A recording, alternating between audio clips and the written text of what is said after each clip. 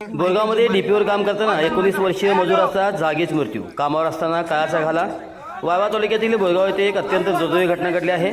नवीन DP लाईनवर गार्डिंगचे काम करत असताना विजेचा भीषण धक्का लागल्याने एका 19 वर्षीय तरुण मजुराचा मृत्यू झाला आहे। या घटनेमुळे परिसरात हळहळ व्यक्त केली जात आहे।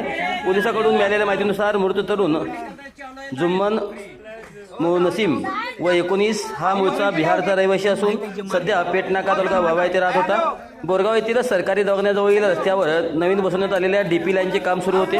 आज रविवारी दुपारी 2:30च्या सुमारास जुम्मन हा डीपीवर चढून सुरक्षिततेसाठीचे गार्डिंग काम करत होता। यावेळी डीपी लाईनमध्ये विद्युत प्रवाह सुरू होता।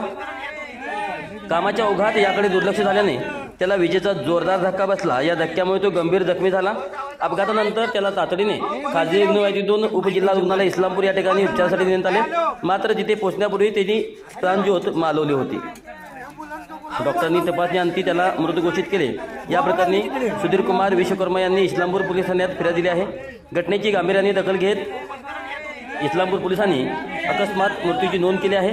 पोलीस हवालदार शिवाजी यादव आणि पोलीस हेड कॉन्स्टेबल थोरबोले यांनी प्राथमिक तपास केला असून पुढील तपास सहाय्यक पोलीस फौजदार पाटील करत आहेत।